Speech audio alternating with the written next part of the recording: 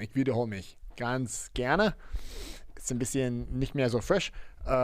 Ich habe mit einem Bruce Lee Dings angefangen. Für YouTube und für Facebook. Entschuldigung. Ich muss alles nochmal durch. The aim of art is to protect an inner vision into the world. If you think about that, though, like the aim of art is to protect an inner vision into the world. To state an aesthetic creation, the deepest psychic and personal experiences of a human being. It is to enable those experiences to be intelligible and generally recognized within a total framework of an ideal world. Yeah, this is a really good book. This is recommended to me by one of my jiu-jitsu professors, the man, Kit Dale. And Kit Dale also has a new video coming out, or it's already out. So if you guys are into Kit Dale, then check it out. Hashtag Kit Dale BJJ or something like that. Also reading The Code of the Samurai. Eric's all over the place over there. Yeah, we need to a little sip of water. I start tearing up. The second thing on my list was to thank everyone that's following us. We got 71 followers. It's just getting bigger and bigger. It's awesome for us. It's a good feeling. If you're picking up what we're putting down on the audio version, this is kind of a typical thing. I don't really like to always say, hey, give us 5 stars and give us a review. But I guess it does somehow help the podcast if you are an audio listener, just to go in there and just do a 5-star and just say Remington's a douche or whatever. It doesn't it doesn't matter. But it's I guess it's supposed to help, and any little thing like that does to help us get a wider audience, allows us to do more things for you guys. I think that's one thing that we start to notice with the Twitch. Is we have more opportunities to give back. So wir haben mehr Gelegenheit durch die Abonnenten und so was zurückzugeben. Oh, mehr Ansprechpartner. Mehr Ansprechpartner und mehr hin und her und mehr Community-mäßig, und dann so baut sich das alles so ein bisschen mehr auf. Man kriegt ja auch halt ein bisschen ich habe auch noch mehr Ideen und mehr Kraft dafür irgendwie. Es ist so, man merkt schon, okay, wie wird zugehört, und dann hat man halt so in meiner Freizeit, dann denke ich mehr drüber nach, was könnte ich ja für die Show machen, und wir hatten auch so bei Twitch ein paar Challenges da erzeugt. So ein Challenge wäre so, wenn wir eine bestimmte Punktzahl erreicht haben, wie heißt die? Unsere Punkte haben wir erstmal genannt. Das waren Mushrooms. unsere Shroomies. Yeah, we call them the mushrooms. So you get to give mushrooms if you're into our channel. Then, what's up, Alex? Hey. The Purple Heart. Oh. Then keep the eyes open on the road and pick them up. Yeah, pick up the mushrooms on the road, and you can use them, and that's our currency of mushrooms. So the channel points are mushrooms. You can tell us to drink water. Yeah, exactly. Drink water, which I do sometimes anyway. Or drink rum. I also put rum in there. Can you pull those up? Like, yeah, there they are. Can you show your screen? Yeah, klar. It was kind of a weird thing to look at each other, but I guess you just put it into the chat. Max Fruity had.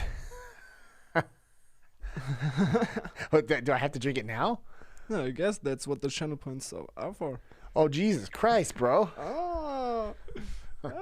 Kannst jetzt nicht zögern. That's nice. I mean, it is, I got some around here. I have some left from our last episode. It's still good. It's rum. Oh, it smells good. Good thing I got good rum in here. Okay. Yeah. Well, thanks, man. If you just keep going it like that, then I'm gonna go into a different mode here. Yeah, but that's the spirit. So, you can switch the languages. Yeah, exactly. That's one thing, because I always have a problem with, like, should I speak English or German? So if you guys want me to speak English or German, just tell me. You can also just write it in there. But I thought that was kind of funny.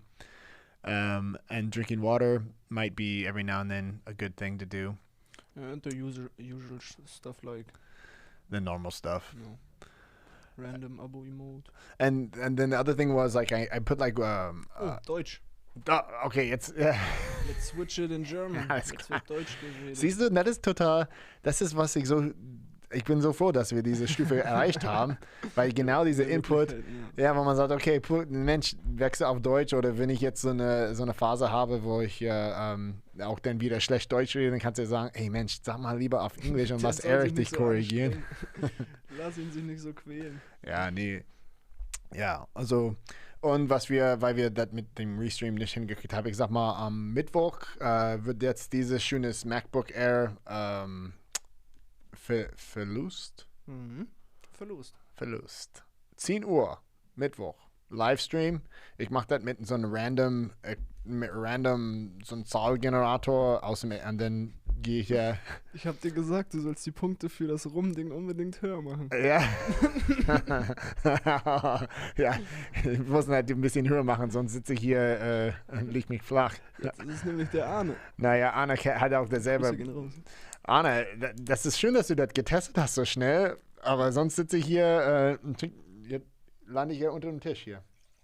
So, ich mache das schon ein bisschen voller, weil ich habe das Gefühl, dass das Rum gleich ausgenutzt wird. Kannst ein bisschen Wasser dazu packen. Oh yeah.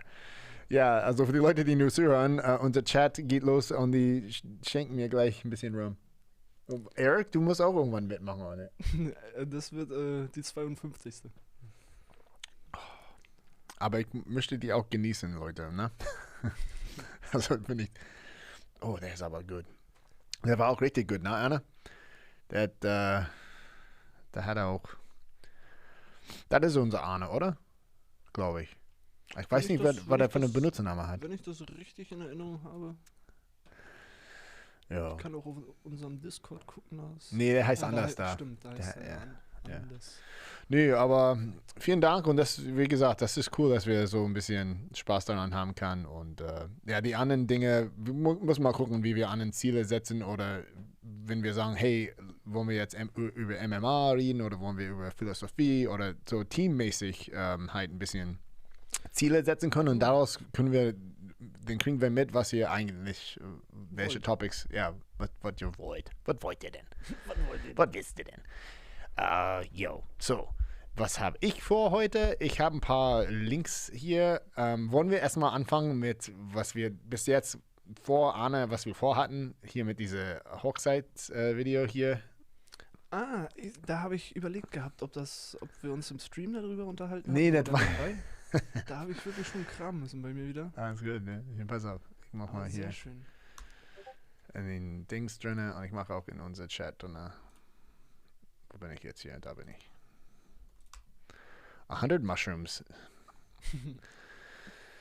Check this out, guys. You guys know about this haka? I love this shit.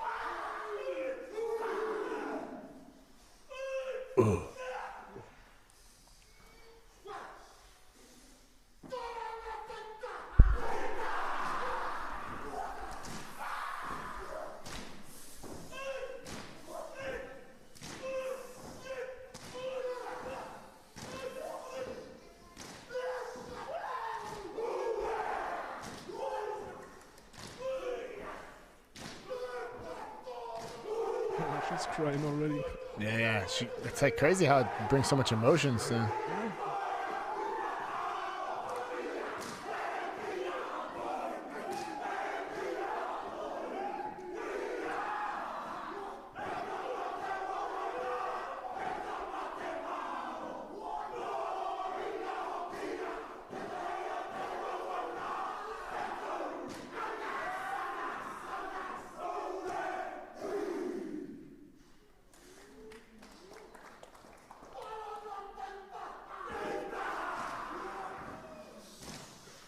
That guy is good. Stopp.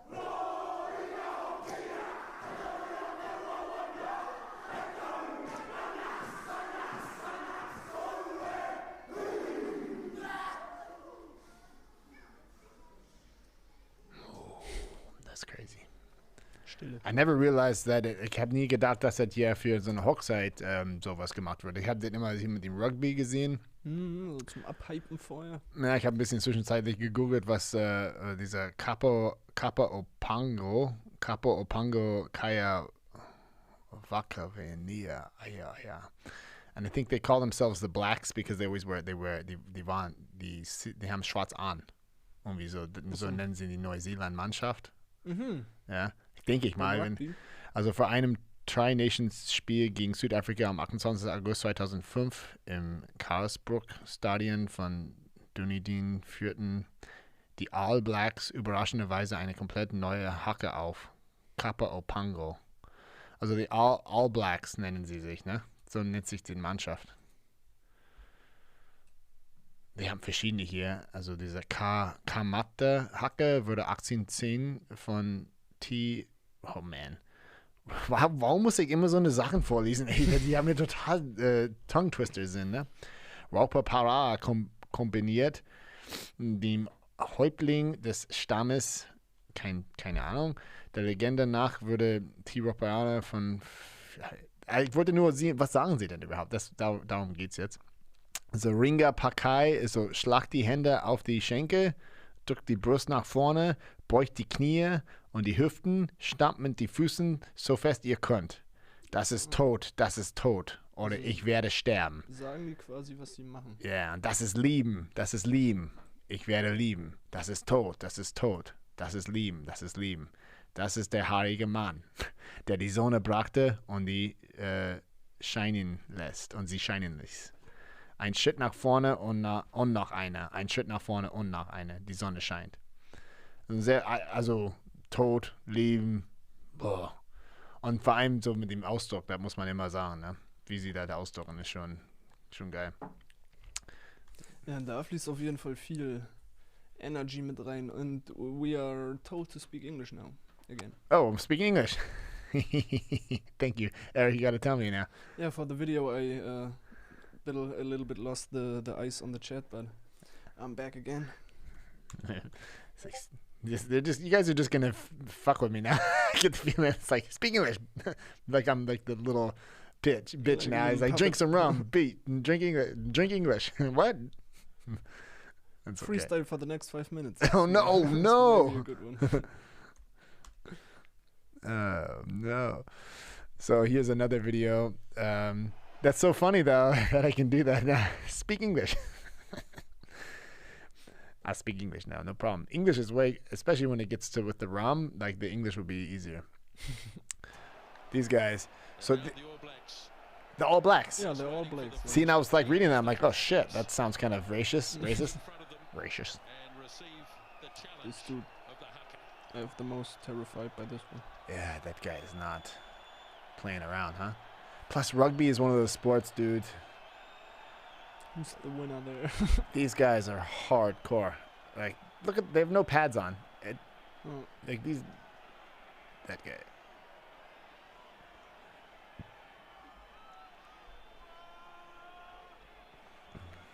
Speak English. Oh, drink water, he said too. Oh, drink rum. Oh, Jesus, I gotta catch up. I'll go backwards.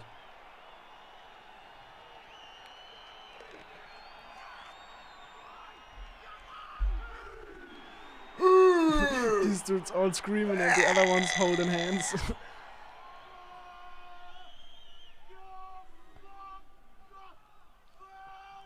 Prost.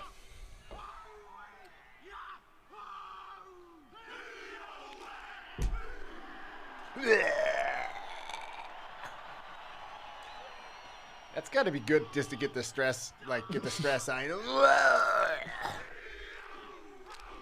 This guy's like, oh, fuck it, I'm going home. I don't want to mess with that shit. Prost.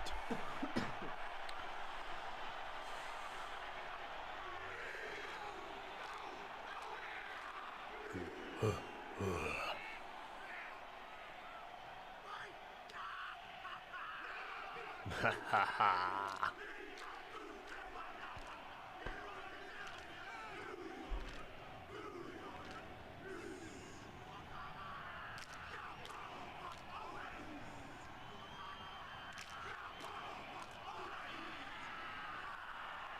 Yeah, you're right. The guy with the red shoes, huh?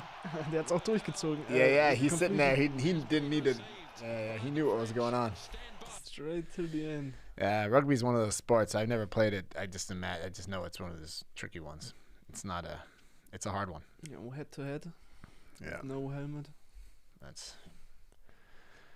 So what else do I got here? I got some links here today, guys. I'm just going link to link, just to kind of get the flow going a little bit.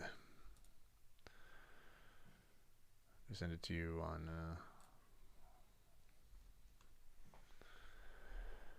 So CERN.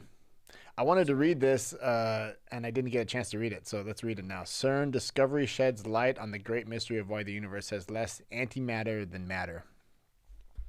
Weniger Antimaterie als Materie. Yeah, you have to kind of, it's a little...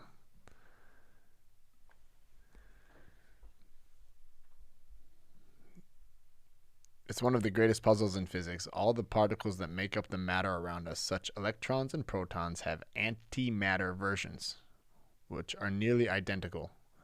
Do you understand that? So like everything... So all the particles that make up matter around us, everything around us. Elektronen, Protonen sind... Yeah. Okay, such as electrons and protons, they have like a negative version of themselves, right? Okay, that's new. So they have antimatter versions which are nearly identical but with mirrored properties such as the opposite electric charge. When the antimatter and matter particle meet, they annihilate in a flash of energy. They're gone. So if antimatter and matter are truly identical but mirrored copies of each other, they should have been produced in equal amounts in the Big Bang. Right? So you have as much antimatter as you do matter. It's a balance. Because one is the opposite of the other. Yeah. So the Big Bang, and then you have 50% antimatter, 50% matter.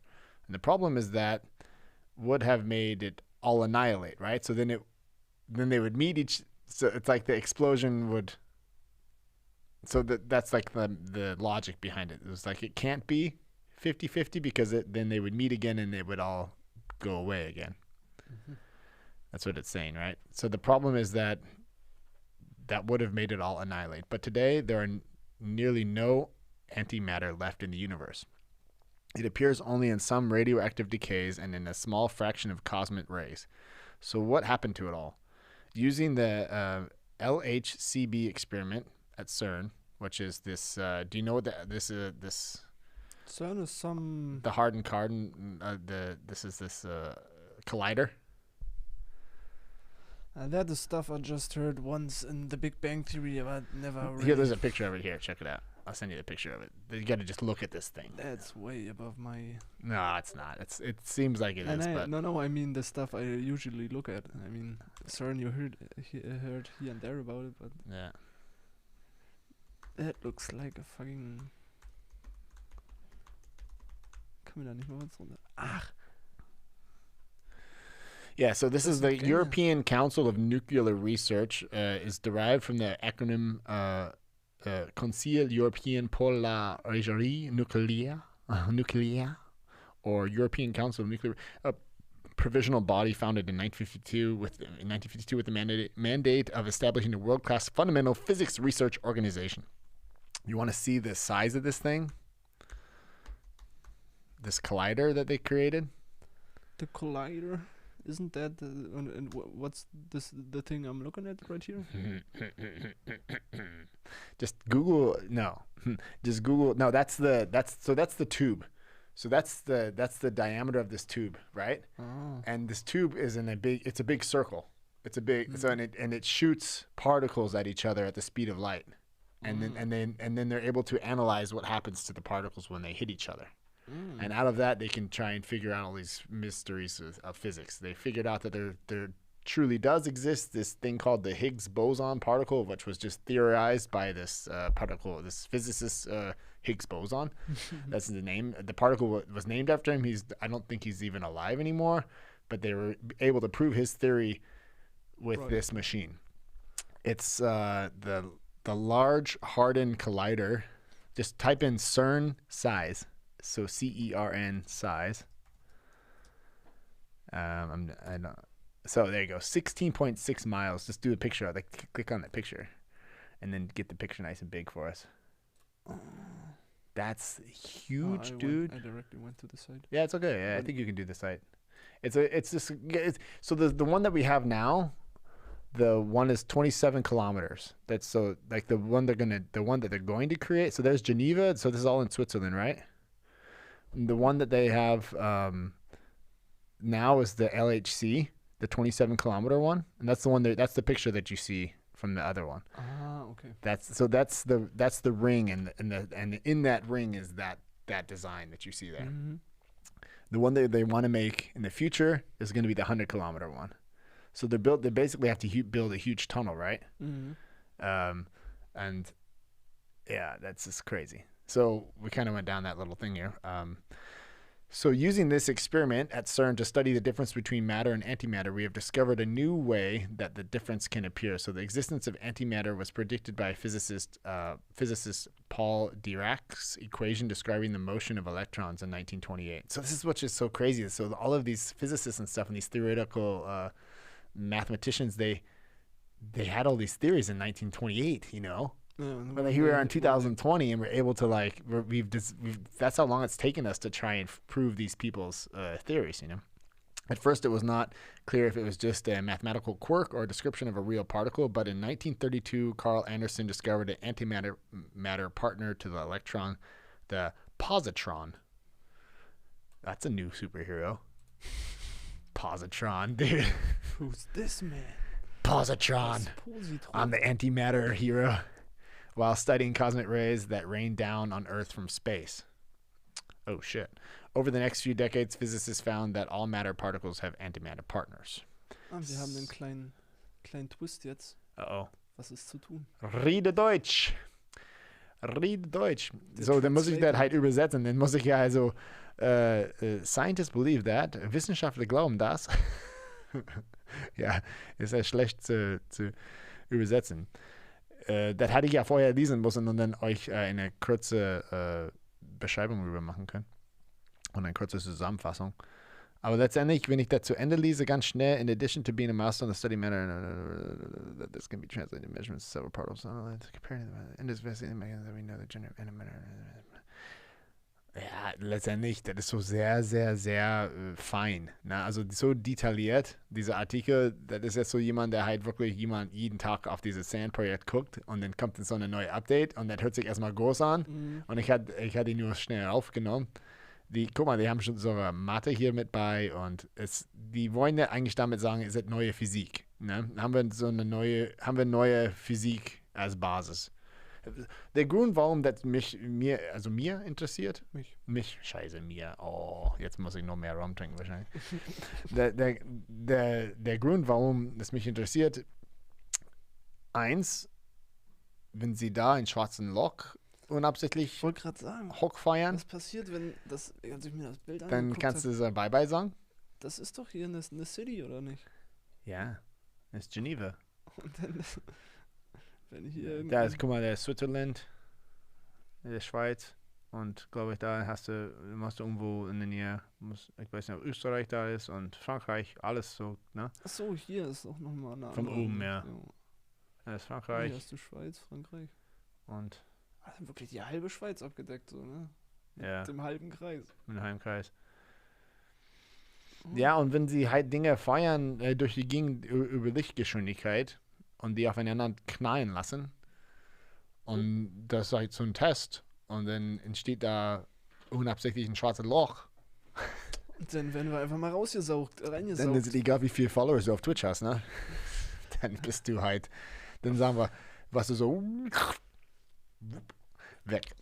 Ja, und ja, das ist ja, als sie diese Higgs Boson Partikel da erfunden haben oder praktisch bestätigt bekommen haben, das war ein Riesending. Der Typ hat auch einen Nobelpreis dafür bekommen und war ein Riesenteil, aber jetzt sitzt da ja jemand beim Abendbrot.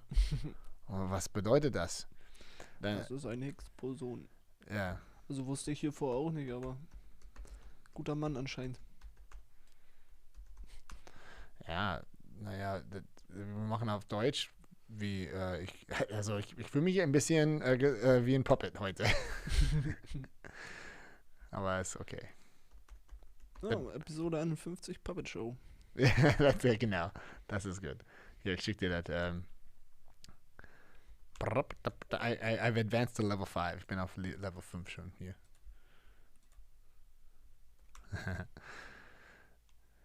Jo. Und wenn ich jetzt dazu. Also, ja, in Deutsch ist das ja die Higgs-Teilchen.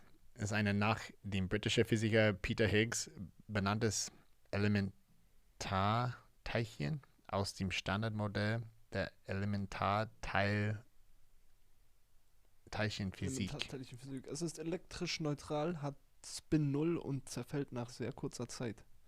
Das Higgs-Teilchen gehört zum Higgs-Mechanismus, einer schon in den 1960er Jahren vorgeschlagenen Theorie, nach der alle Elementarteilchen, beispielsweise das Elektron, außer dem Higgs-Boson selbst ihre Masse erst durch die Wechselwirkung mit dem allgegenwärtigen Higgs-Feld erhalten. Genau, mit dem Feld.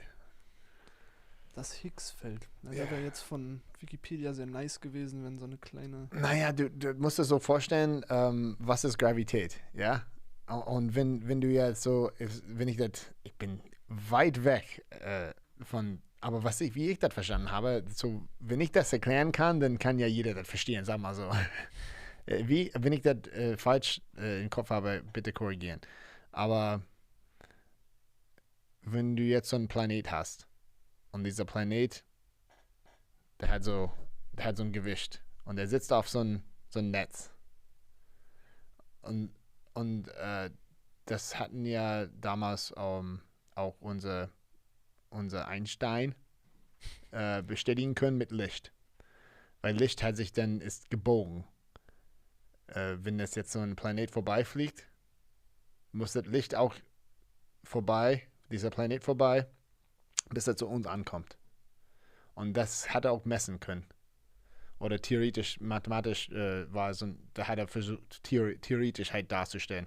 Da könnte man sagen, diese Gravität, dieses Feld der Schwerkraft, dieser Planet, der zieht jetzt praktisch ein Netz mit sich, so wie ein Feld. Aber das Higgs Boson, wenn wir da weiterlesen, diese Feld an sich hatte ja genau, er sagte, nach der Elementarteilchen, beispielsweise das Electron, außer dem Higgs Boson selbst, ihre Masse es durch die Wechselwirkung mit dem allgegenwärtigen Higgs-Feld enthalten. Also, ja, dann hast du halt so, nur so kannst du ja Masse haben, weil der muss irgendwie nirgendwo sitzen, der kann ja nicht irgendwie da rumfliegen, weißt du? Das ist so Stufe 1.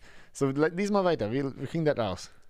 Weil die haben das jetzt hier bewiesen. Also irgendwie muss man das rauskriegen können, was das für Für den experimentellen Nachweis des Higgs-Bosons und die Bestimmung seiner Masse sind Teilchenbeschleuniger mit ausreichender Energie und Luminosität nötig, weshalb der Nachweis über mehrere Jahrzehnte hinweg nicht gelang. Erst im Juli 2012 hat das Beschleunigerzentrum CERN den Nachweis eines Teilchens am Large Hadron Collider bekannt gegeben, bei dem es sich um das Higgs-Boson handeln könnte, steht ja auch immer noch. Nachdem die Vermutung durch Analyse weiterer Daten bekräftigt werden konnte, galt die experimentelle Bestätigung also so weit fortgeschritten, dass Francois Englert und Peter Higgs für die theoretische Entwicklung des Higgs-Mechanismus der Nobelpreis für Physik 2013 zuerkannt wurde. Die international koordinierte Auswertung der entstehenden Messedaten wird sich noch über Jahre hinaus fortsetzen, um das ganze Bild weiter zu testen und gegebenenfalls zu verfeinern. Also die haben dieses Bild. Also arbeiten sie auch noch weiter dran. Ja, gib mal ein bisschen, zeig dir das Bild auf unserem Bildschirm. Da. So sieht das ja aus, ne? Diese Simulation des Verfahrens eines Higgs-Teilchens am CMS-Detektor. Ja, verstehe ich nicht. Durch die zweite Quantisierung wird der Physik der anschauliche Gegensatz zwischen Teilchen und Wellen aufgehoben. Ein Teilchen wird als geriegter Zustand des entsprechenden Quantenfelds dargestellt. Demnach entspricht das Higgs Boson einer quantenmechanischer Anregung des Higgs-Felds, die sich als nachweisbares Teilchen äußert. You know, vielleicht gibt es einfach ein Video für Leute, die haben, also für mich, Higgs Boson erklärt. So, weißt du, das ist ja, dafür ist ja YouTube doch da, ne? So ist es. Teilphysik. Was ist eigentlich das Higgs Boson? Ja, genau. Das brauchen wir jetzt. Weil sonst kommen wir hier nicht zu Ende.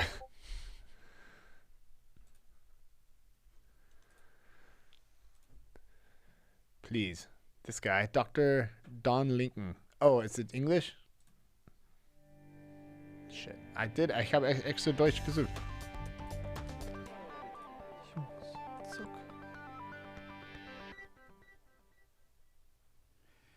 If you've had any interest in physics at all, you've heard about a thing called the Higgs Boson. But just what is it? Muss ich das selber machen? Kann ich das auch selber machen? Ich glaube schon. Wie macht man das? Über Chatterino weiß ich nicht, ob man da auch die Möglichkeit hat. Also ich bin nicht in Chatterino. Wie macht man das denn normal, Chat?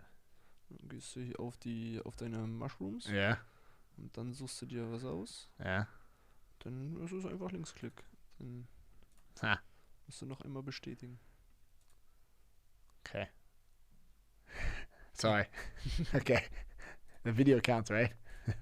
1964, a physicist by the name of Peter Higgs took some ideas that were floating around at the time, added an insight or two this of guy's his own, boring. and proposed that there was an energy field that permeated the entire universe. This energy field is now called the Higgs field. The reason he proposed this field was that nobody understood why some subatomic particles had a great deal of mass, while others had little and some had none at all. The energy field that Higgs proposed would interact with the subatomic particles and give them their mass. The very massive particles would interact a lot with the field, while massless particles wouldn't interact at all. To better understand the idea, we can use the analogy of water and swimmers. Okay, thank you. In our analogy, No, thank you. That he's using the water water. serves the role of the Higgs field. A barracuda, being supremely streamlined, interacts only slightly with the field and can move through it very easily. The barracuda would then be similar to a low-mass particle. In contrast, my buddy Eddie, no stranger to donuts, Fat. can only move very slowly through the water. In our analogy, Eddie is a massive particle made massive Nice. by interacting a lot with the water. The lightest of the familiar subatomic particles is the electron, while in the subatomic world, the king of mass is the top quark. It weighs about as much as an entire atom of gold, about 350,000 times more than the electron. I'd like to stress that we believe the top quark is not more massive because it's bigger. It's not. In fact, we believe that both the top quark and the electron are exactly the same size. Indeed, they both have zero size. The top quark is more massive than the electron, simply because it interacts more with the Higgs field. Actually, if the Higgs field didn't exist, neither of these particles would have any mass at all. Now, in the press, you don't hear about the Higgs field, but rather the Higgs boson. How are these two things related? The Higgs boson is the smallest bit of the Higgs field. To understand how that works, we should again return to water. Everyone knows what water is.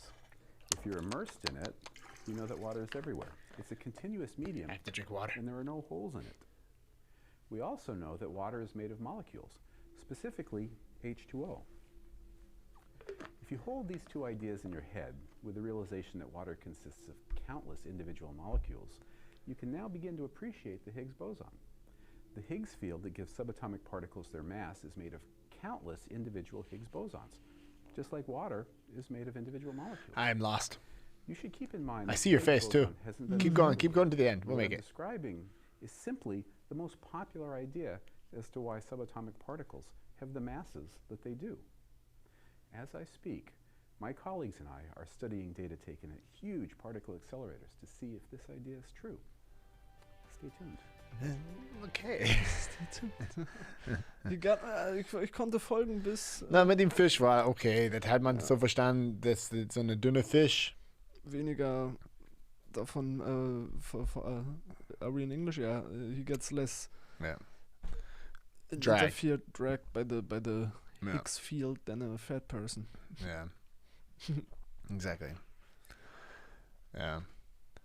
Yeah, but I guess the thing that like originally interested me about this whole thing was I was trying to figure out like you're trying to figure out what was the whole thing with Einstein and all that stuff. And it sounds like super smart and what like you're trying to be super, but it's not.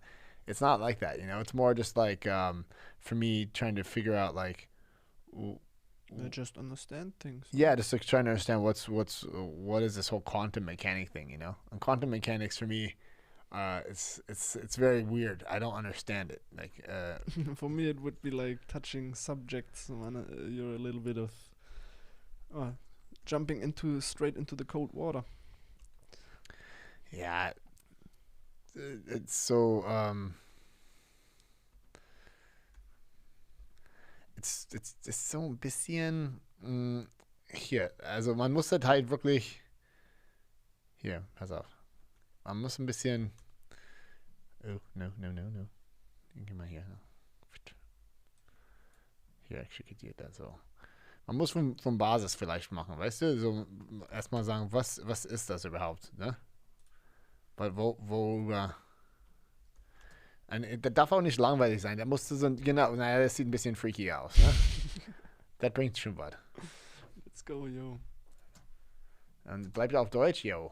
Siehst du? Wir machen heute einen Knoten in eine Kaffeetasse. Nice. Glaubt ihr mir nicht? Ich sag nur Quantenphysik. In der Welt der Quantenphysik dreht sich wahnsinnig viel um Schwingungen.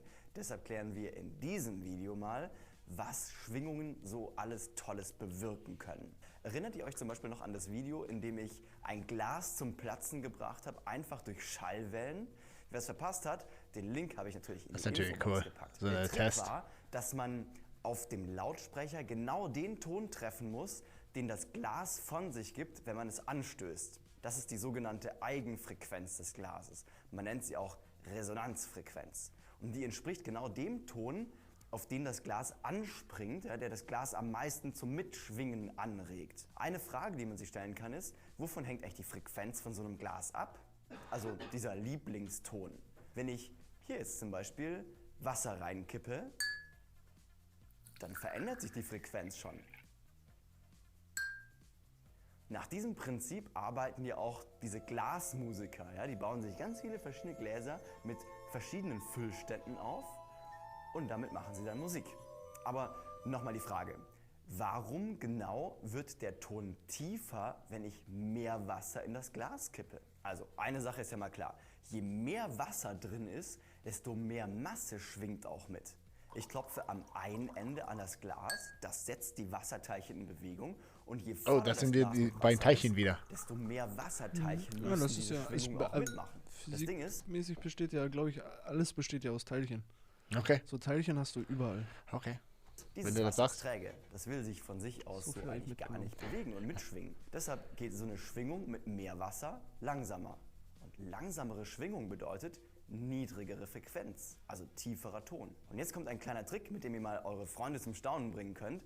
Bei so einer Kaffeetasse hier, da kann man den Ton auch verändern, ohne eine Flüssigkeit einzufüllen. Schaut mal, höherer Ton, niedrigerer Ton. Wie kann das denn sein? Die Erklärung hat mit dem Henkel zu tun. Wenn ich die Tasse gegenüber vom Henkel anschlage, dann schwingt der Henkel mit. Dann schlage ich ein bisschen versetzt, dann schwingt der Henkel gerade nicht mit. Und jetzt gilt genau das Gleiche wie mit dem Wasser. Wenn mehr Masse schwingen muss, also der Henkel, dann geht die Schwingung insgesamt langsamer. Also ist die Frequenz niedriger und damit auch der Ton. Genauer gesagt entsteht hier am Rand der Kaffeetasse eine sogenannte stehende Welle. Stehende Wellen sind was echt Faszinierendes und in der Quantenmechanik sind stehende Wellen ganz entscheidend. Schauen wir uns das aber mal erst hier bei der Tasse an. Also, ich klopfe gegen die Tasse. Die versetzt sich in Schwingungen, die am Rand links und rechts läuft. Die Wellen überlagern sich dann und das nennt man Interferenz. Hier überlagern sich zwei baugleiche Wellen, ja? Die haben beide genau dieselbe Frequenz. Das heißt, die Wellenlänge ist auch gleich und damit der Abstand zwischen zwei Wellenbergen. Und jetzt gibt es Bereiche, an denen sich die Wellenzüge gegenseitig auslöschen. Das sind die sogenannten Schwingungsknoten. An anderen Stellen verstärken sich die Wellen gegenseitig. Die nennt man dann Wellenbäuche. Im einen Fall entsteht genau am Henkel ein Schwingungsbauch. Das heißt, der Henkel ist maximal in Bewegung. Aber durch seine träge Masse bremst er die Schwingung. Im anderen Fall entsteht am Henkel gerade ein Schwingungsknoten. Das bedeutet, er ist immer in Ruhe und gar nicht an der Schwingung beteiligt. So, und jetzt wisst ihr, wie man einen Knoten in eine Tasse bekommt. Einen Schwingungsknoten.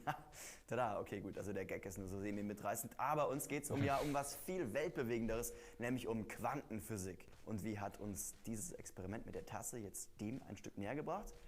Ihr glaubt gar nicht, was in so einer Kaffeetasse alles Faszinierendes drinsteckt. Schauen wir uns doch mal diese Schwingung ein bisschen genauer an. Genauer gesagt, in Superzeitlupe. Wenn ich euch jetzt frage, was glaubt ihr, welche Form haben die Wellen in der Tasse, wenn ich mit dem Löffel da dran schlage? Dann würden die meisten Leute wahrscheinlich sagen, kreisförmig, ist doch klar, weil die Tasse ist ja auch rund. Die Antwort wird in der Zeitlupe sichtbar.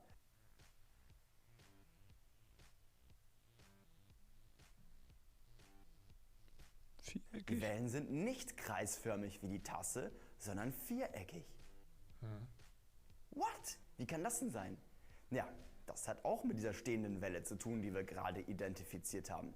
Ihr erinnert euch ja, die Schwingung der Tasse ist eine stehende Welle. Es gibt Bereiche am Tassenrand, die Knotenpunkte, an denen die Wand überhaupt nicht schwingt.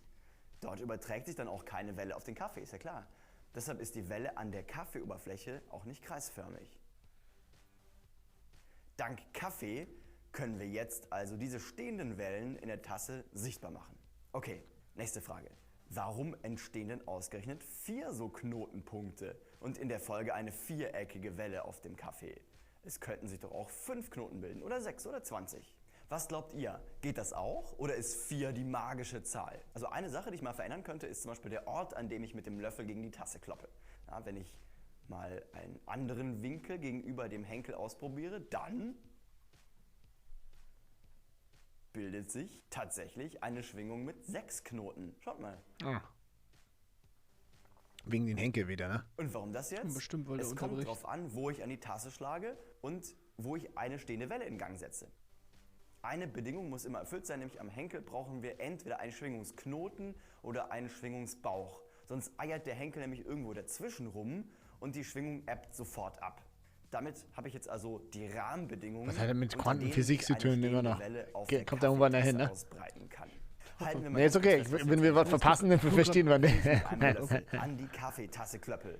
Dann bildet sich eine stehende Welle in der Tasse, sofern ich die richtigen Punkte treffe. Entweder schwingt der Henkel dann mit oder nicht. Und das kann man am Ton erkennen. Wenn der Henkel mitschwingt, dann bremst er die Schwingung und der Ton klingt niedriger. Andererseits kann man auch auf der Kaffeeoberfläche sehen, wie diese stehende Welle genau aussieht. Und es gibt bestimmte Punkte an der Tasse, die eine stehende Welle produzieren, wenn ich sie mit dem Löffel eben treffe. Und wenn ich einfach irgendwo hinkloppe, dann gibt es eben von allem ein kleines bisschen was. Alle erlaubten oder stabilen Wellen, also welche mit 4 oder 6 oder auch noch mehr Knotenpunkten, schwingen dann gleichzeitig und unterschiedlich laut. Entscheidend für die Harmonie ist eben, dass nur bestimmte Schwingungen stabil sind. Die Obertöne mit immer mehr Knotenpunkten in der Schwingung. So, schön und gut.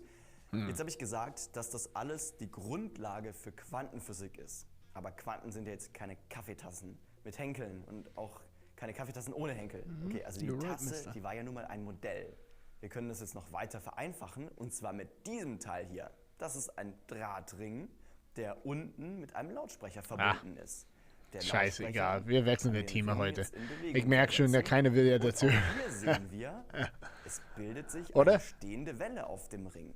An dieser Stelle interessiert dich jetzt gerade? Du bist ja gerade drin, ne? Das ist cool. Ja, das ist gut. Ja. Naja. But I guess what he tries to say that everything is connected.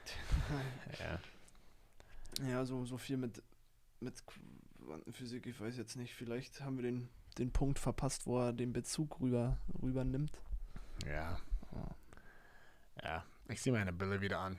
Aber soweit, dass umso mehr Wasser du im Glas hast, dass die Schwingung anders wird. Also, aber was ich gelernt habe, ist, dass Wellen nicht immer rund sind. Also, wüsste ich auch nicht. Oder oval. Ja, das wüsste ich auch wirklich nicht. So ist das. Ich habe ja ein paar andere Ideen noch. Ich habe ein paar Bücher noch. Ich habe so ganz viele hier drin eigentlich. Wenn ich jetzt durch die Shownotes hier reingucke, was wir in letzter Zeit eigentlich nur gelagert an Ideen hatten, ne? Ja, da ist auch nicht was los hier. Guck mal hier, das ist auch the complexity of cities.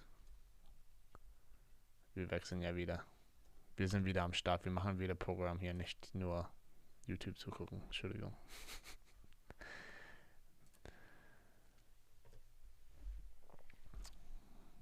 Da sind wir an the complexity of cities and SimCity.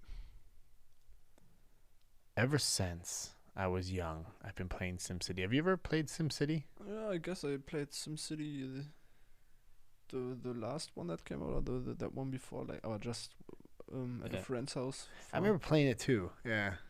It's like this. You have this bird eye and can construct the city, and shit happens, and you have to rebuild the city. And yeah, and you have to, like, if it starts on fire, because you have to make sure that you have, like, the firemen and enough fire departments in the. Yeah, and do you have to do crime too, and police and crime? Police, crime. Yeah. Tatütata. Tatütata. Yeah, ambulance. Genau, ambulance. Yeah, hospital. Waste management. Oh yeah, you gotta make sure the trash. So the pee and the poo doesn't get stuck in the. Because then you have infection, and then people get sick, and it's true. Hamburg ist da. Der Michel kommt. Kniet nieder. Kniet nieder. Get down on your knees, bitch. What's up? Construction plan. I like the anchor. Naja. Yeah, that's Hamburg, baby. Ja, Havers konnte man auch planen, so. Hamburg, die hanseatische Stadt. Sorry, what? Genau. Nö, da konnte man auch so Management mit verschiedenen Infrastruktur, also Häfen, Flughäfen. Genau. Streets, wie man die anlegt.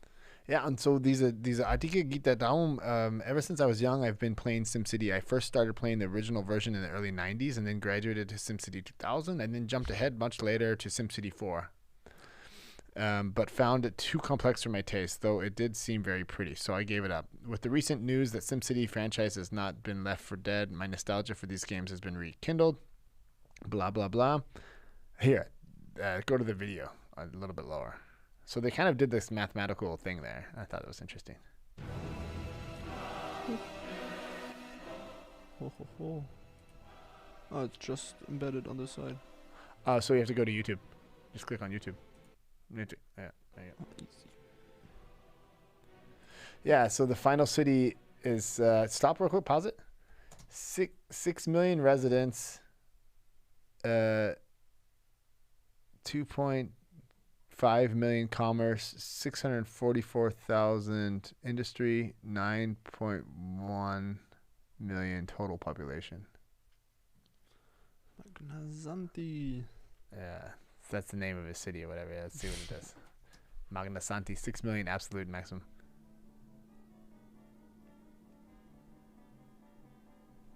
What the fuck?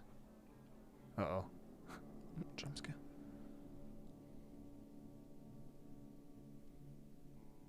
$1 million Sims. So he's just showing you what it.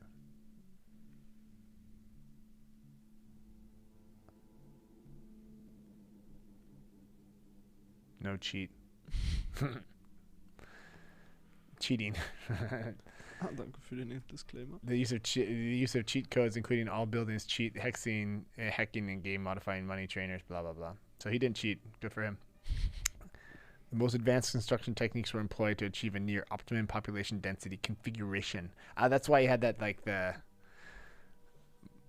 Diese komische... Das Pattern. Yeah, this pattern looked kind of like a logo or something. Transportation is achieved using the subway. Each zone module utilizes 12.12 rail connections. There. Jesus Christ. I mean, like, how did people come up with shit like that? Yeah, so he just played through the game using math. Crazy. So look at he does. He plans it with on paper and everything, dude. He even got. It took him 1.5 years. He started out with another name and switched everything. He switched the name. 2007 to 2000. Oh my God, dude! He literally is doing math. 3 years. Trial and error calculations were imperative. Oh, dude, this is like diese Vorstufe zum künstliche Intelligenz hier.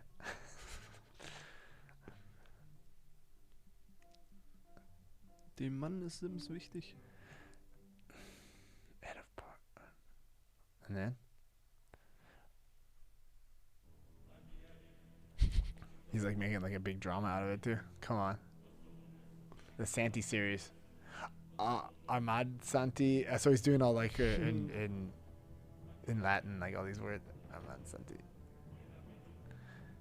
5 million sims, city size 7.8 million sims.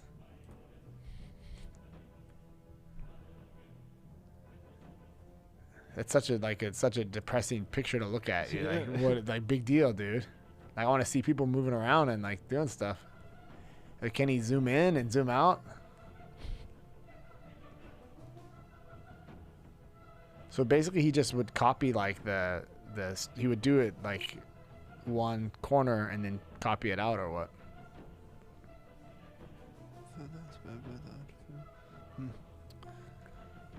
What happened at this point, I'm not quite sure.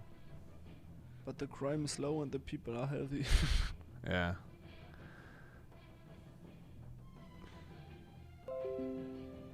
Completely roadless and perfectly compacted. Crazy. I mean, if you use fucking NASA math. Yeah, seriously.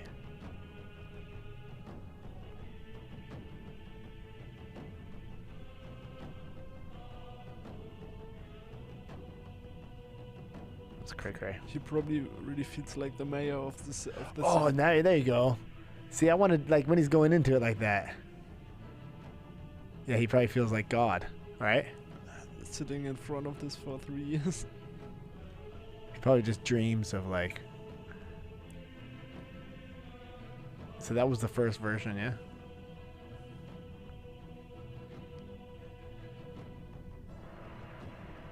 Construction time. It took him just a year to build it. Residence 5 points. This is the second version, yeah? I missed it. I wasn't looking. It's derived from the word. Parasanti is the second. Is the second. Meaning model of excellence, supremacy, and virtue. Oh, we heard that before. Yeah. Okay. Jeez Louise. Octagon formed inspired by the trigram. Gotta get the... Oh man, what is he doing every day? Doesn't have a fam.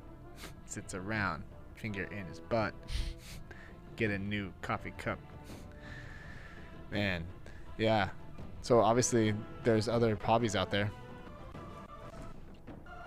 Insane. What's the end? It's just, oh, it keeps going and going and going and going. And what do we have at the end? Game completion. Population, workforce. Hey, so like, how could that seriously be the thing that just gets you going? I don't know. I don't know, man. It cannot be beaten. You broke the game. Congratulations, my man. Yeah. Oh, yeah, he's got some serious. That's probably his sign of his tattoo on his balls. On his royal family. Oh, jeez Louise. That roams the lands of Magnasanti. Hmm. And I wonder, the person that wrote the article was like, as a bonus, another example of using science and mathematics to delve into SimCity is the theory that underlies the creation of the city Magnasanti, the brainchild of Vincent Okazla, Magsanti is a scary outcome of what happens when you try to beat SimCity through years of equations and graph paper drawings. 6 million residents, no water pollution, no traffic congestion, no crime, all in the package of an unbelievably dense hellscape. It's the largest population sustainable. Clearly, we need more mathematical analysis of SimCity. I guess the idea was that you have this. Can you build like the perfect city, right? Mm-hmm. And so can you test it and see if there's also like these like green cities where they try and figure out how to do just without dirty electricity. Yeah. Oh, yeah. I mean, if it works. Yeah. I don't know. It's a funny thing. We can always go into the whole German English topic. That's kind of fun too. Oh. What do we got? PogChamp. Stream Elements sagt PogChamp. Bin mir gerade nicht sicher, aber bedeutet das, dass Moritz gesubbt hat? Ich muss einmal rüber in den Stream Manager. Tatsächlich, Moritz. Oh, dickes man. Danke fürs Abo, Alter. Wirklich. Yeah, that's cool, buddy. Der erste Subscriber. Erste Subscriber ist der Moritz. Mann. Und das ist der Moritz. Danke, man. That's cool. Ich hoffe, euch ist es sehr bequem auf meiner Couch gerade zu Hause und es geht euch gut, hoffentlich. Ja.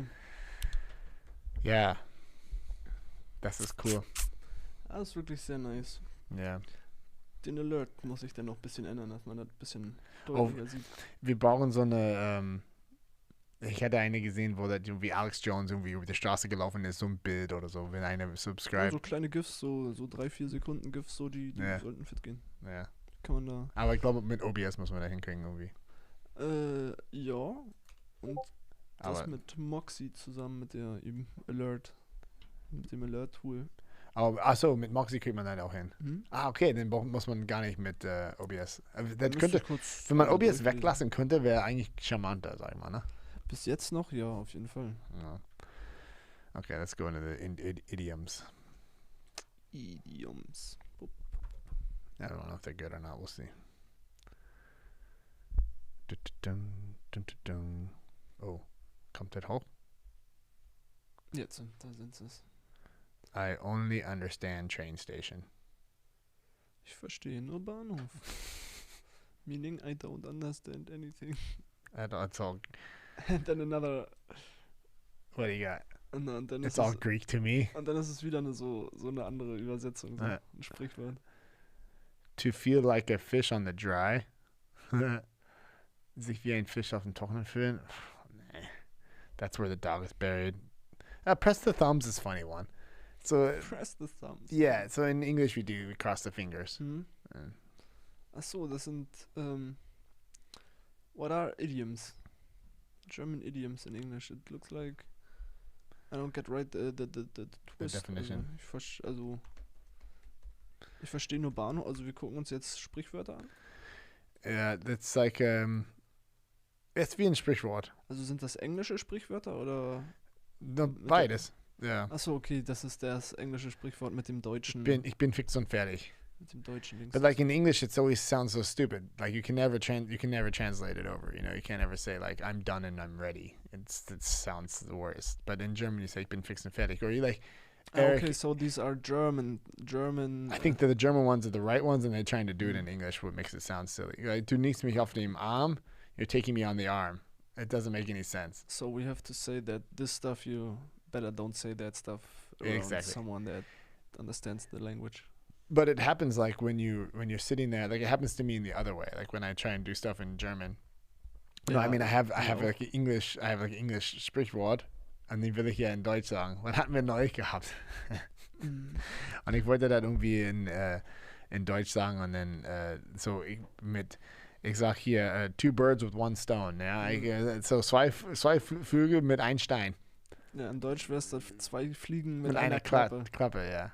Ja, bin ich da auch nicht drauf gekommen in dem Moment. Ja, aber so da gibt es mehrmals, wo ich das wäre eigentlich besser so für mich im Umkehrschluss. Also, lesen. Ja, aber ich weiß nicht, ob das so eine Liste gibt, so English Idioms in Deutsch. Weil die machen ja gar nicht. Sleep like a groundhog. Yeah. To talk around the hot porridge. Talk around the hot porridge. Like, come on. Oder you go me on the cookie. Oh, hier ist Kill 2 flies with 1 swat. 2 Fliegen mit einer Klappe schlagen. Yeah. Yeah, but that's what it... And the meaning, kill 2 birds with 1 stone. See, there you go. So I guess if you say it in English, they do have it all there. Like if you just say, you're pulling my leg. Like in German, du siehst an mein Bein. Ja, macht keinen Sinn. Ja. Aber du nimmst mich auf den Arm. Ah, okay. Ja. Pulling my leg ist mich auf den Arm nehmen. Yeah. Or it's a stone's throw away. Würde man sagen, das ist ein Katzensprung. Wo war da? Hier. Yeah. It's a stone's... ja. So the meaning is the English translation. Aber so sleep like a log is like a tree, right? And dann bist du wie ein Murmeltier schlafen. Groundhog. Sleep like... Or, you make a fool of yourself. Yeah. You can take poison on that. You can bet your life on that. Or to ask for special treatment. Ein Extrawurst haben? Ja, doch, den gibt's. Das ist ein sehr beliebtes deutsches. Der will schon wieder ein Extrawurst haben? Jo. Der will immer eine Extrawurst. Der will immer eine Extrawurst. Der glaubt immer, der ist Besonderes, ne? Der will immer eine Extrawurst. Das ist ja bei Edeka, der kriegst immer deinen Wurst da bei Edeka sozusagen. Und wenn du deine Wurst dann 2 abgepackt in Papiertütchen und 2 Buletten extra willst, aber auch nur die vegan, dann willst du deine Extrawurst. Oh. Mann. Aber die Luft brennt. Heated atmosphere, tension. Oh yeah, that's good. The air burns. The air burns. To have tomatoes on your eyes? Not to see obvious things, to be blind. Tomaten auf dem Augen haben. Oh, ja. Der muss immer seinen Senf dazu geben. My grandpa always used to say opinions are like assholes. Everyone's got one. Gibt's das in Deutsch auch? So Meinungen sind wie Arschlöcher? Gibt's überall? Aber das kann man so sagen. So. Ja. Das kann man so übernehmen. Ja. Okay. Ja, mein Grandpa hat so ganz viele Wörter, so Stangenwörter da. Lebensweisheiten. Clear as dumpling broth. Dumpling broth, crystal clear. Klar wie Kloßbrühe. Klar wie Kloßbrühe, sagt man, ja? Oh Mann. Das hatte ich noch nicht drauf gehabt. To leave the church in the village. Yeah, that's cool. Ja, die Kirche im Dorf lassen. Don't get carried away. To have a pig. That guy, he's got a pig, man. That guy's got it. You would never say that in English, right? You would never even try. Like, you would never be like, oh man, der hat aber Schwein gehabt. He's got a pig. But woher kommt das ja auf Deutsch, diese Schwein haben? Warum sind Schweine einfach übermäßig glücklich? Das kann... Also woher kommt das Sprichwort, ja. Ja, also ich kann mal sagen, dass die Schweine sich meistens so sehr fröhlich sind, ne? Die sind zufrieden an sich, ja. Die haben alles, was sie brauchen. Und wenn du so ein Schwein bist, dann hast du auch ein schönes Leben sozusagen. Und dann der kann ja Schwein haben, oder? Vielleicht Wohlstand. So, dem Menschen geht's gut so. Ja. Der hat Glück gehabt, der kann sich Schweine leisten. Ja. Woher kommt das Sprichwort? Das ist bestimmt besser. Sprichwort. Wenn Google das so... Weißt du, wie früher Google funktioniert hat? Der hat tatsächlich deine Frage beantwortet. Jetzt ist es so kontextmäßig, ne? Man sagt, dass jemand Schwein hat, wenn er Glück gehabt hat, ohne selbst etwas dafür getan zu haben. Die Herkunft dieser Redensart ist nicht mit Sicherheit geklärt. Es wird vermutet, dass sie im Mittelalter entstanden ist. Damals bekam der letzte oder schlechteste beim sportlichen Wettkämpfer ein Schwein als Toastpreis. Ach so, okay, das ist ganz anders. So. Weil der Letzte dann Glück hatte? Ja, so, der ist der Letzte, dann kriegst du als Toastpreis ein Schwein. Sportsmännisch. Okay. Oh. Sportsmännisch. Gehe ich ja mit. Jo. The Bear Dances. Nee, was ist, ich gehe mal kurz zu dir, Eric. Was ist heute los? Wo geht ihr jetzt hin? Ich weiß nicht, Moritz, falls ihr noch da seid, wart ihr schon am Häuschen gucken oder liegt das erst noch an, wenn ich zurück bin? Es war nämlich geplant, dass der gute Frost, also das von so einer Hip-Hop-Gruppe so, der selber macht aber kein Hip-Hop, er ist bloß der Graffiti-Artist für die so. Und das Pasewalker. Ja. Und immer wenn er hier an so einer alten Ruine, Baracke, alte Molkerei, wenn er da sich wieder verewigt hat, wird sich das einmal angeguckt, sich gefreut und dann, Ja, da bestimmt schon. Also das ist natürlich so eine Art, also ein Künstler an sich, ne? Muss man nicht sagen. Ja, auf jeden Fall. Also wenn man es selber auch mal versucht hat, an so einer irgendwie eine Wand, die sonst wo ist. Zu dicht und zu weit und dann merkt man erstmal, dass man schon wirklich üben muss, um da irgendwann mal was gebacken zu bekommen, so richtig. Ja, überhaupt, selbst so ein normale Buchstaben kannst du 1000-mal üben, bis du den glatt gekriegt hast und nicht zu dicht und zu weit. Und deswegen auch danke an Moritz für die Verzierung meiner Wände durch die Leinwände, die er gemacht hat. Ja? Ja, Moritz hat auf Leinwand so mit Stiften, so mit richtigen Acrylstiften so ein bisschen was gezaubert. Ja. Und da hängt jetzt einiges bei mir an der Wände. Ja, cool. Bisschen, also du hast ja kein hängendes Bild, sondern... Ja, ich habe dann einfach so eine kleine Leinwand, so eine ist, weiß ich nicht, 30 mal 20 oder so. Ja. Und da ist dann so ein Schriftzug drauf und dann... Cool. Jawohl. Hat seinen Senf dazu gegeben, sozusagen. Zur Wohnung auf jeden Fall, ja. Das stimmt. Naja, solange das ja kein Schwein hat. I believe I spider. Ich glaube, ich spinne. Ja. Naja. Ja, manche to look too deep into the glass. Yeah, so to look too deep into the glass is like something like this. This is looking too deep into the glass. Check this out. Let's see what we got here. Ready for this? Key takeaways. Tinkered thinking. Tinkering? What's tinkering again? Is it working with wood? Oh, no. Tinkering is like just in anything, working with anything. Like if you tinker with that, what are you doing, Remington? I'm tinkering with this pen. Like you kind of just... So what is GPT-3? It's a new tool from OpenAI. The acronym stands for Generative Pre-trained Transformer. It's a program that accepts some text and then generates a continuation of that text. So we probably reached an inflection point in the progress of artificial intelligence. GP3 mimics the style, tone, and character of whatever text you feed it. So GPT-3's contributions get better and better as the entire context and story grows. GPT-3 was trained to generate text using a computational model that bears a lot of similarity to our jumble of neurons we call a brain. This computational model is referred to as a neural net. So you can actually test it, and that's what I was doing. Let's see if I. Oh, can you play that actually? Den Podcast. Yeah.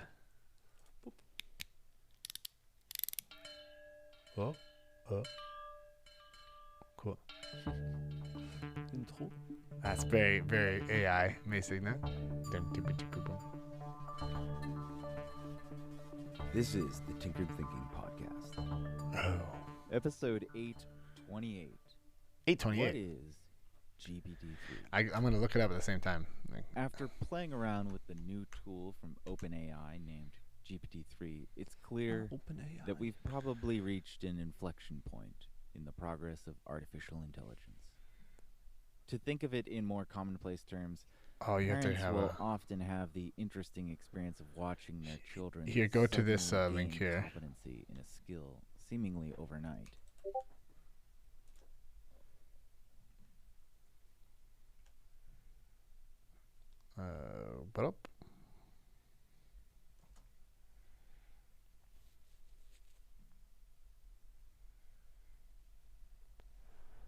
I think I had to go down a little bit to that one. Yeah. What does that do?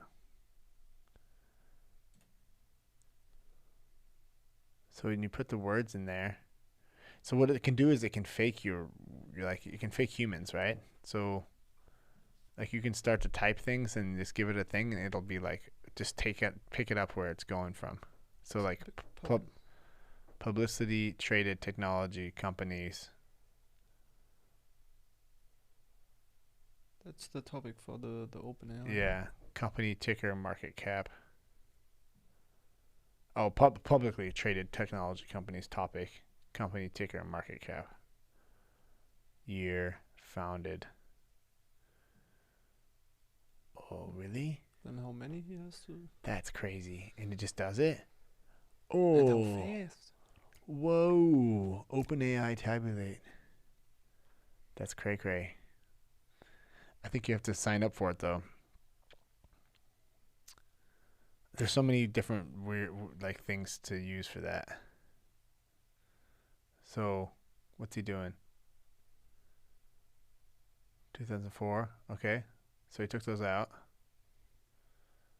And now?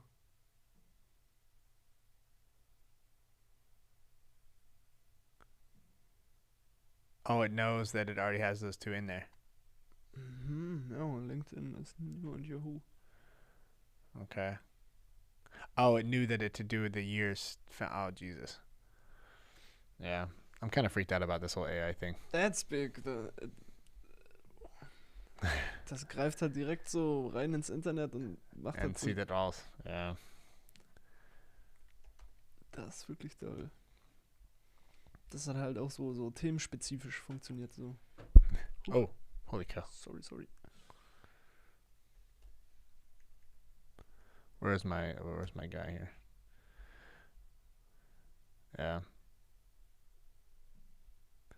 Yeah, because like the thing is, I think about this when I meditate, you know, like I think about this brain that we had, you know, this whole like the thing that we talked about with this monkey brain, and then the higher brain, and then it came up in this other thing I was listening to. I'm listening to this Fit Mind meditation series right now to kind of just try and meditate a little bit, and just like little short, like 6 or 10 minute things, and it's like I'm in there, and it just kind of talks about this monkey that does these stupid things all the time, basically. So it's like every time that you're just being like a dumb human, it's like that brain, you know.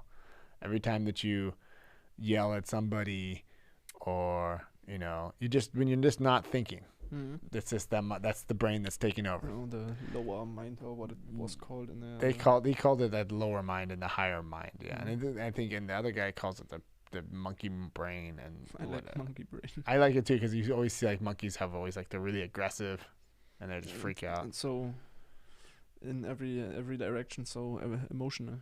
Yeah, exactly. They go really up in the main thing, and then you got sex, and then some food, and then I always think of like this picture of what the guy with this higher brain was like. Oh, and when he's in control, everything's clear and it's nice and it's thoughtful, and it's like, you know. And I kind of wanted to follow that to the end, right? Because that was the great battle between fire and light.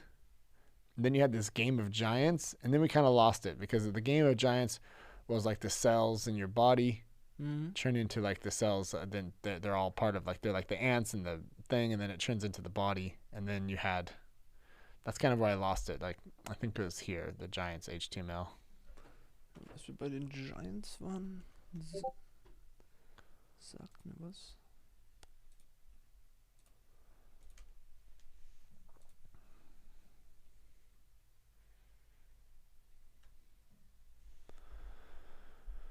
Genau, they figured out a cool trick, right? Diversity nehme ich irgendwie. Genau, und dann diese Towers, die wir hatten. Das ist Wolfpack. Und die Ameise.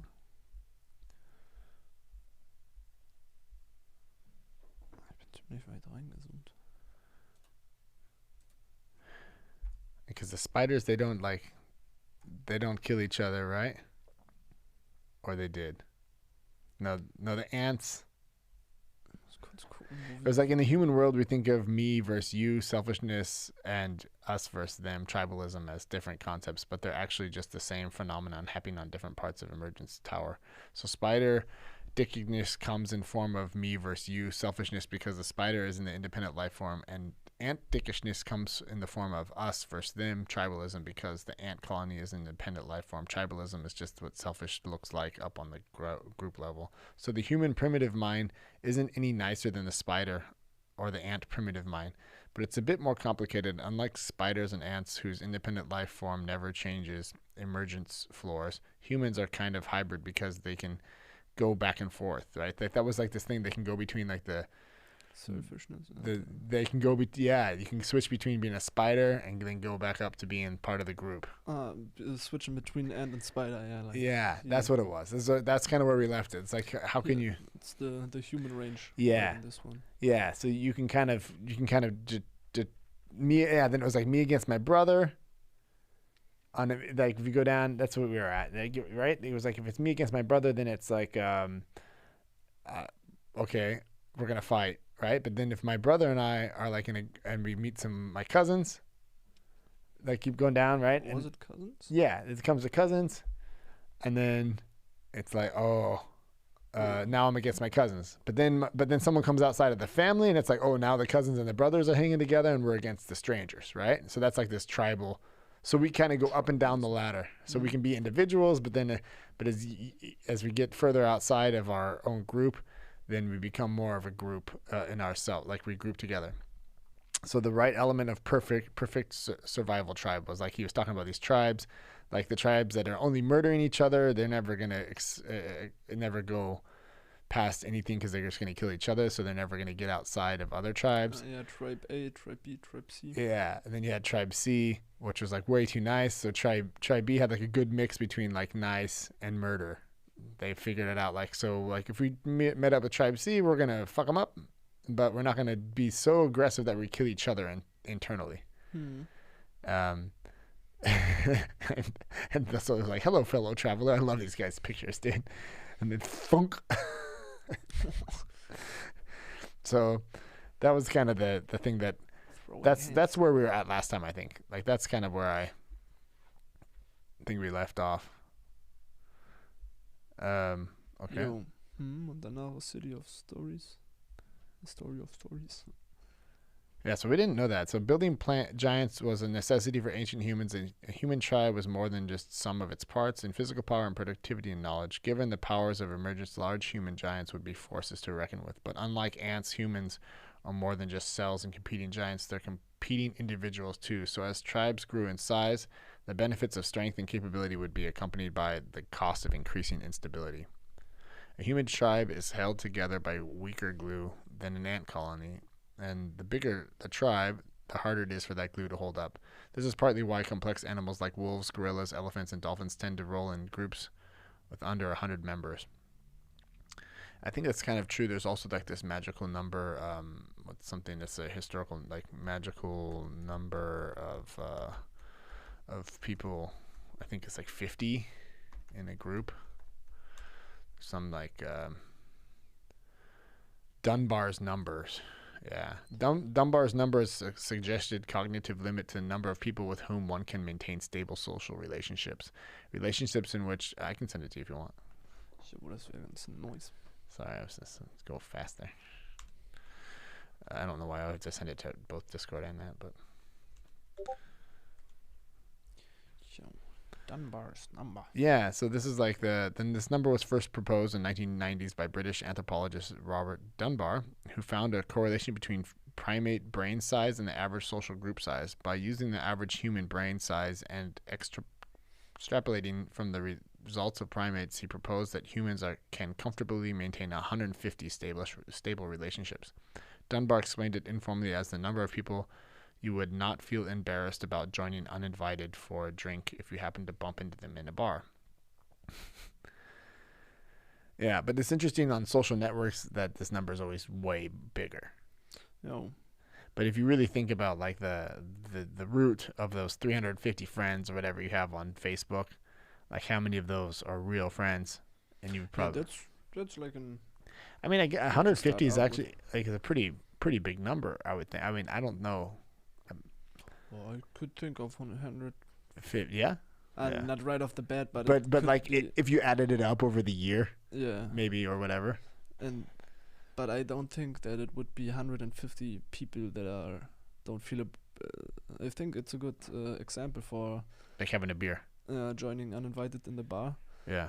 I think I got 150 friends, but not 150 of these friends I would want them to come uninvited. Well, there's a circle of the circle gets smaller as the trust gets higher, right?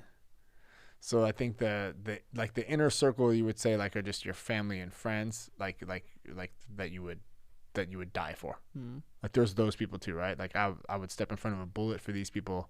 These are my core, and I would think that would probably be like 15. Mm. You know. Ja, die Zahl ist auf jeden Fall. Yeah. Unter. It's under 20. Ja, bei mir vielleicht sogar unter 10. Yeah. Auf jeden Fall. But that's a good thing. Like, you know, it's probably there's no other way. It's kind of like this whole thing that he's showing here with the cousins and the brothers and the close family. And then it's like I get to the next level where it's like, all right, this person I wouldn't die for them, but like he probably wouldn't want me to die for him. He'd be like, no, you know, like it's like we're really good friends, but he's like, dude, like take care of your people. Like, but we're still people, but like maybe I'm outside of the family. I'm like a really good friend of yours. And it got your back over everything. Takes a little bit of courage to accept that or say that you know we're friends, but we're not that good of friends. That's kind of a funny line, huh? Yeah. Yeah. I could be a line that's like, wait a minute, but I thought I was in the inner circle. You know, that's always, you don't know if the other person was like, well, but I would have died for you. But, friend sound by friend. Yeah. Well, yeah. Maybe but it's like the same thing as if you're too far on the friendly family side, and the other guy's like, no. He's like he's more on the tribe B. He's like no, and I'm like the tribe C guy. I know. Too nice. Yeah.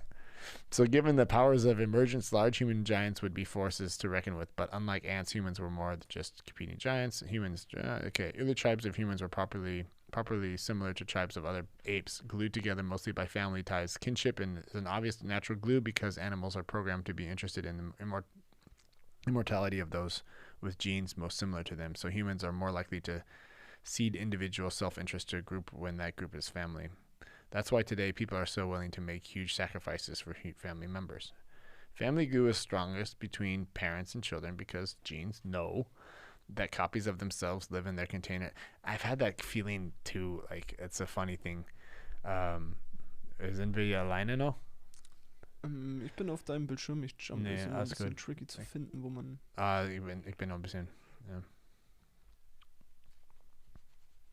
Boah, Mensch, ist ja gar nichts los heute. Yeah, aber I go back to English.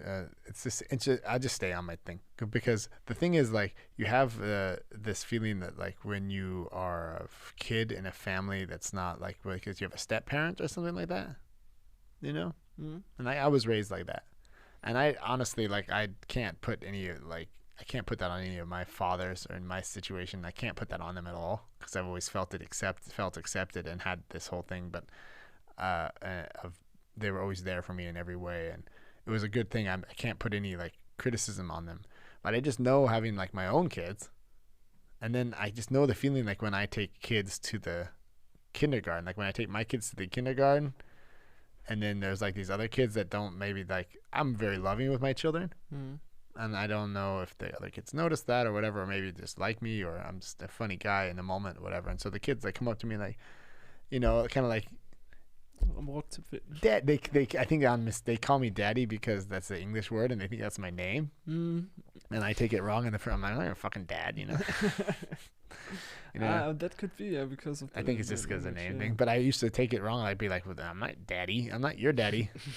And when I instantly noticed that, like, there is that cut there. There's like a genetic line that you draw where it's like, if shit hits the fan, like if push comes to shove. Like, I'm taking, if this building burns down, I'm grabbing my children, and I'm getting out of here. I'm making them safe, and then I'm good. I'll make sure they're safe. I'll come back and grab the other children. I mean, you have 3 children. You have 2 arms. So. Exactly. So, but that's just the total genetic it's a genetic thing that you do there. Of course. Yeah. It's weird though when you think of it like more of a, what would it be like if I'm raising a child that's not in like from my genes. I may love him, and I'm sure that love can compensate for a lot of these genetic things that aren't there. But when shit hits the fan, well, eventually it's going to hit the fan, right? And it's going to get tricky. And I don't know, even if the parents' love is super strong and over the top, the kid, it's going to come out one day. It always get in every movie and in every life, it's going to come out once. You're not my dad. You can't tell me what to do. That always comes out. Could be. I haven't said that, but I just packed my shit and you just took off. But you didn't say it though. You didn't have to say it. You're out of there. Yeah. I showed him. Yeah. And but that's true. It's something. It's like you can't fake it. You know. It's just part of life. And if the genes, that's just the genes doing their thing. Almost. It's almost like, what are you gonna say? You're not my dad. And what's that person gonna say to that? Be like, fuck, man, thanks a lot. Like, I've been here all these, some, like, if it was like a cool guy that was trying to do like I said that to my father, my second father, like stepdad, whatever you want to call him, Craig. What's up, Craig? We had these fights where it was like I was nose to nose with him. I was like, punch me in the face, dude. I was such a dick, Oh, such a terrible dick. And I pulled that card so hard on him, and he just looking at me like, he could have just wiped me out, and it was just like, it's just not a cool thing to do. It's just funny how that in these days, in these situations that you come in, like there's a lot of that around. Everywhere you go, there's these families everywhere, and that's something that like, it's just part of it, It's almost like you can't even take it personal, Franzi sometimes asks, like, what if you wanted to adopt? Do you want to adopt? And I'm always pretty closed off about that idea just because we have enough going on, Like, I just think to myself, like, what is this woman, like, what does she need now? But I see, like, this Mother Teresa part of her where she just wants to help other children. She sees that we have, like, a good life, and she sees that, like, there's so many other people that don't have, like, children that could use that. And I always have to pull like the priority list down and be like, the curtain of the real world. Well, for me, it's just like the whole idea of having, making sure that these 3 children that we have come out good. Like there's enough challenges in our family. Just we have a great setup and everything, but still, like, you have days or there's just things you want to do, and life has its challenges in itself, and just to throw like another curveball in there, there's enough curveballs that life could just bring you. And you already have 3 little people you have to form into good humans. Yeah, and you have to kind of be the balanced daddy and the balanced mommy that are all good to go on, and then bringing like this question mark into it. Seems like, for me, it seems like a I get it. Like, I get that it's an altruistic thing to do. And I don't think Franzi does it because if she wants to, like, look good or anything. I think she just really has, like, a big heart about it. And she wants to be she just wants to help. And I just think about this other side of it. Like, well, just wait until that child, like, figures out that, like, I'm adopted. And then it gets, and then comes the question, well, who's my real mom? And maybe you raised a child from a baby on, and you had all this time with them. You had this, basically your child. It's for you, like, emotionally, and they come up with a question like, well, I want to meet my mom. I want to meet my dad. And you got to be like, okay. And you got to bring that all in to the whole world, into your whole world. And it's just one of those things, like, could get tricky. It could get tricky really fast. And that just reminded me of that, because the way these pictures are here. So it says, with that in mind, let's imagine a big extended family made up of 27 immediate families. So the grandchildren and great-grandchildren of a single couple living together as an ancient tribe. You just have to keep going down, exactly. Ja, ich muss ein bisschen rausholen, weil ich so dicht bin, sehe ich so wenig auf einmal. Yeah. Da ist nämlich das. No, you gotta go. I think I went the next story. I'm already on the next story there. Yeah, exactly. And go down a little more. Okay, wenn ich there I am. I'm actually there. I'm up a little bit more. Yeah. So with that in mind, let's imagine a big extended family made up of 27 immediate families, the grandchildren and great-grandchildren of a single couple living together as an ancient tribe. Say the red guy is the tribe's chief. For the chief and his family, this is what the tribe feels like. My family, my siblings' family, my cousin's family, and my second cousin's families. Pretty nice setup. The problem is that no one else views the tribe this way because everyone is at the center of their own circle. So let's focus in on the chief's sister and her family. All right, so she thinks, that she's in the middle. This yellow family is that's kind of interesting. Not ideal, but not at the end of the world. But how about the chief's second cousins, like the orange family or the green family? Right, and so when you think about the chief, it's interesting because the chief is probably like the leader, Der Häuptling. The Häuptling. So for these families and all other 16 families in that ring, the tribe feels like this. Chief's family's way out there. My family's in the middle. And remember how the cousin system works. So your second cousin is equally related to you, your siblings, and your first cousins. To them, you're all equivalent second cousins. So if the chief is your second cousin, it may feel a bit like they're part of a different clan from yours altogether. Like the chief's family, and then there's the second cousins, like the green clan and the orange clan and the red clan.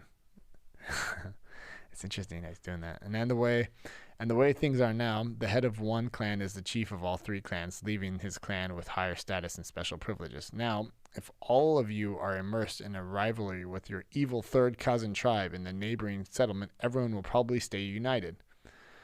The Bedouin proverb style. Proverb style.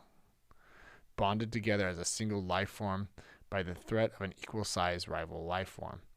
But what if there's no evil third cousin tribe?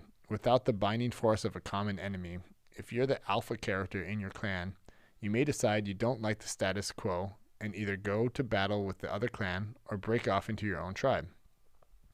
When a loose tribe held together by weak glue grows bigger and bigger, it also gets looser and looser until it can't hold itself together anymore and it splinters.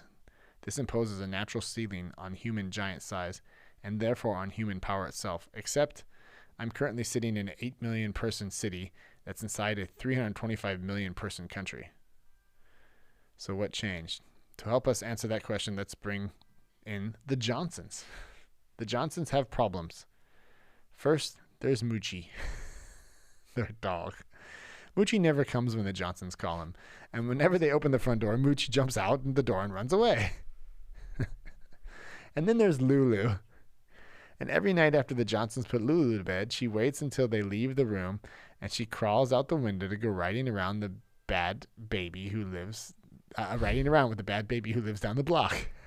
They're on a tricycle. Not good. So the Johnsons come up with a plan. Not good. They get a bag of sausages. And every time Moochie comes with them, they call him, they give him a treat, and they install an electric fence around their house. And Moochie shapes right up. But what about Lulu? The Johnsons could go for a similar strategy, giving Lulu candy for staying home at night and her lining her window frame with live electrical wire. But instead, they tell her about Santa Claus. They tell Lulu that Santa Claus is omniscient. He knows when she's been sleeping, and he knows when she's awake, and he knows when he's been bad or good. No? She's been bad or good. And Santa breaks into the house next Christmas. He'll leave presents for her, and if only she's been good. And after hearing this, Lulu ends her fling with the bad baby. Good for the Johnsons. So let's unpack this. An animal's behavior isn't an independent entity. It's the dependent variable of this equation. Primal motivations plus environment equal behavior. A dog's core motivations are hardwired into its software. The software is the real animal trainer, using a variety of chemical treats and chemical electroshocks to steer the animal. So that's why you can do that with a dog. If an animal's life is a game chasing good feeling and avoiding bad ones, the animal's environment is an obstacle course standing between it and those delicious chemical rewards. So if Moochie's behavior is just a reflection of particular motivations and environment around him, if you want to change his behavior, you have to change one of the equation's independent variables, Moochie's nature or his environment. If we had a brain-machine interface, we might be able to change his nature, rewiring Moochie's software so that dopamine... I get that. It's easy. Dog plus environment equals happy dog. Dog with environment with obstacles equals... No? It's It's pretty basic. I don't need to read all that. In some ways, humans are just like Moochie.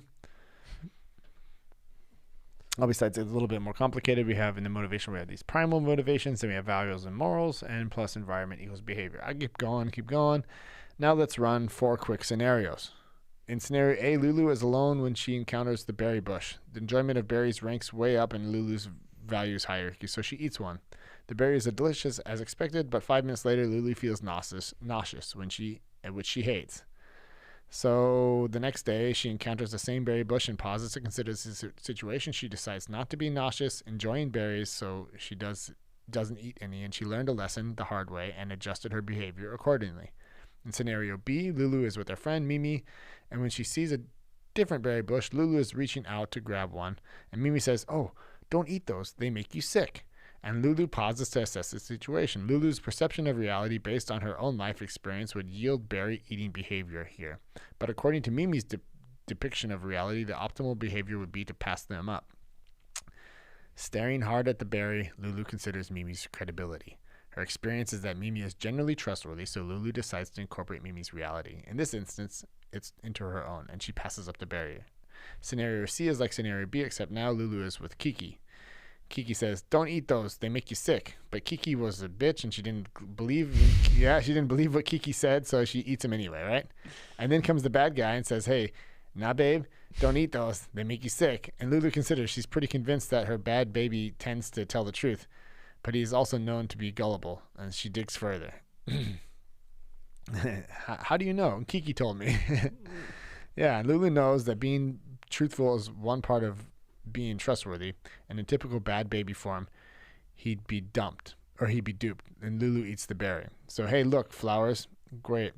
Why don't you pick one for Kiki, who apparently you talk to all the time? So I guess the thing he's trying to get down to is, in the first scenario we saw Lulu, I kind of want to break it down faster here. It's taking forever. Motivational experience, environment, claims to reality equals behavior. Yes, 2 no's and 1 yes. Reason bouncer, environment, experience. Let's go down to the next picture. Motivation, perception of reality, delusion, and knowledge. I like that. The delusion, I have to see the picture. Like the knowledge is in the center, and the outside of the knowledge is your delusions. So talk to Lulu about why sleep is so important and about the dangers of running off with babies she barely knows. Drug Lulu. These are like the options for like getting Lulu to stay home, right? You can drug her, you can talk to her, or you can talk to her about why it's wrong to lie to her parents and do things they should not do. And in the delusion area, you tell Lulu that Santa Claus is omniscient and that her Christmas payout is dependent on her doing what she's told. And in the knowledge area, you can install an electrical fence on Lulu's window and threaten to take away her toys if she gets caught sneaking out again. And that's how you get the behavior that you want. So there's like 1, 2, 3, 4, 5 different ways of doing it, right? You can do it based on values. So 5. Yeah. Values, morals, primal motivations, and knowledge and delusion. So primal motivations mean you can only get past those if you give her drugs. You make her sleepy, because the primal stuff you can't pass on. That's why they say that's the only way to keep her inside the house. If you go on the primal stuff, you have to give her drugs. All right, it's a drugger. It's bad. Or you have to, if you're going to go on the morals, you're going to talk to her about the wrong and right. And if you're going to stay on the values, then it's about like learning. And then if it's the knowledge is basically like just working on what she already has, and then this delusion. So what's the solution though? So in a lot of ways, human history is just a bigger version of this story. The same toolkit with the Johnson had access to in changing Lulu's behavior had turned out to be a breathtaking evolutionary innovation. Picture 10 different wolf packs of the same species living in the same natural environment. They'd behave pretty similarly. Okay, I can see that. And over eons, animal nature and animal environment engage in kind of a life or death tango. The environment changes and animal gene pools either keep up with the dance steps by adapting to the changes, or they die out. But on a lifetime to lifetime scale, a species' core motivations and its general environment rarely change. They are more like constants than variables, making behavior pretty much a constant too. Now consider 10 human tribes living like 10 wolf packs in a common natural environment. The human capability for delusion means that those 10 tribes could vary widely in their perceptions of reality and thus behave entirely different from one another. Okay, so you got different behavior. I get that. Now he's doing the whole thing. Oh God. I think we're gonna get to society eventually here. Oh man. Das dauert noch. Yeah, and then he goes to the story virus. Because the story is like the Bible, right? So that's how you get your values and morals to help with your perception of reality, which can give you a certain type of behavior. So you have like incentives, accountability, and comprehensiveness. And then, so tribal values. A queen bee. Holy cow, this guy goes full deep on that. I can't do that right now. Torture and execute the full range of rewards and penalties emitted into the primitive minds. Heftig. Yeah.